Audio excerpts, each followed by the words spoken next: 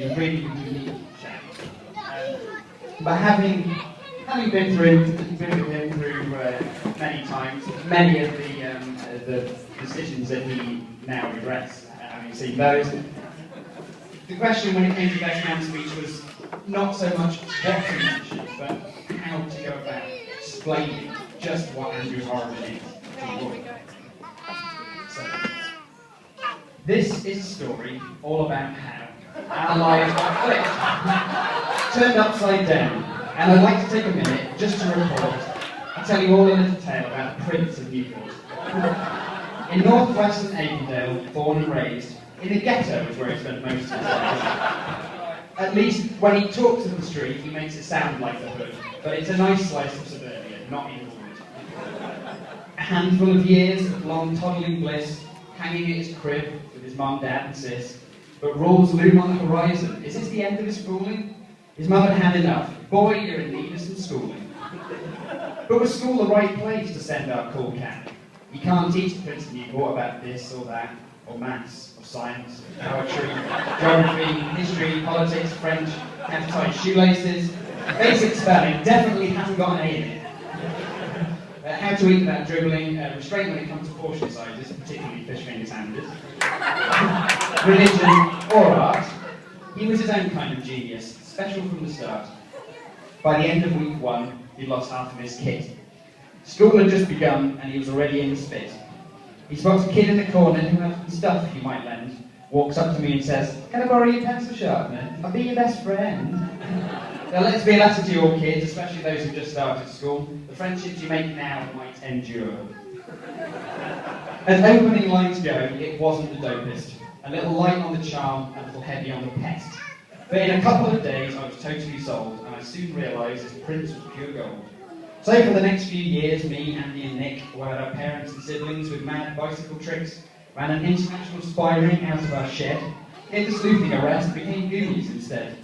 Then the time rolled round for the 11 plus. Could he make the grade? Was the Prince getting nervous? Somehow he made it through.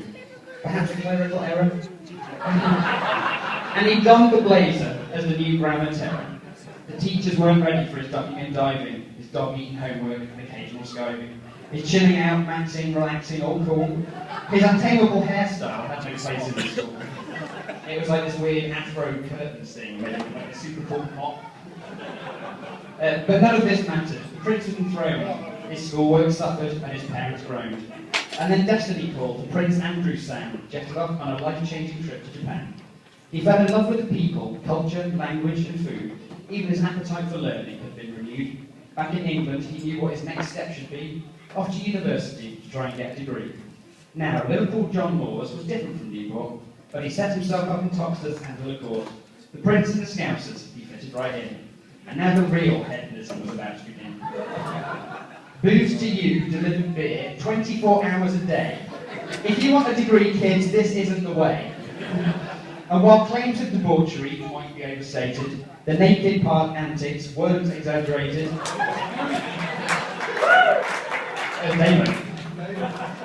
Nor were the stories of dubious breakdowns, trying to bust a move in tiny karate pants. But now comes a change in this tale of excess, because you see our Prince is about to meet his princess. One fateful day in the student union, Andy is enjoying some liquid communion. When he hears his second language from across the room, he walks over to find an angel by the name of Azumi. She shone far brighter than the lessons he'd done. She was the dawning of a new day, a rising sun. What did Azumi make of our Prince? Fair, handsome, and young?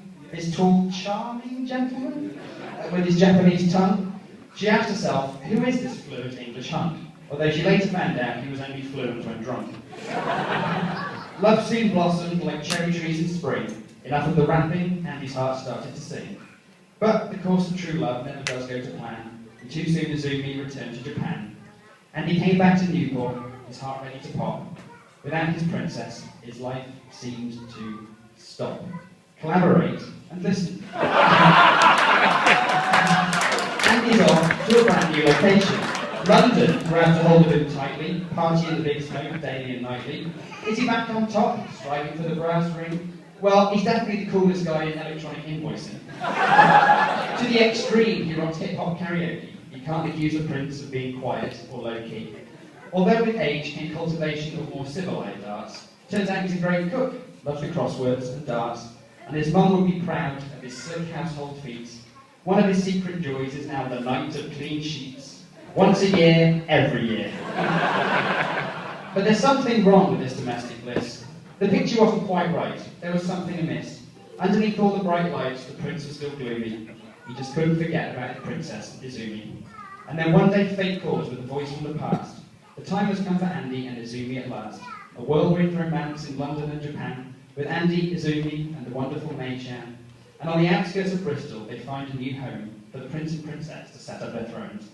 Now the prince has settled down. Will he start acting his age? Well, no, and his stag do he went crazy and invaded the stage. But as Oasis learned, he's a pretty unique sort, a bona fide living legend, a fresh prince of Newport.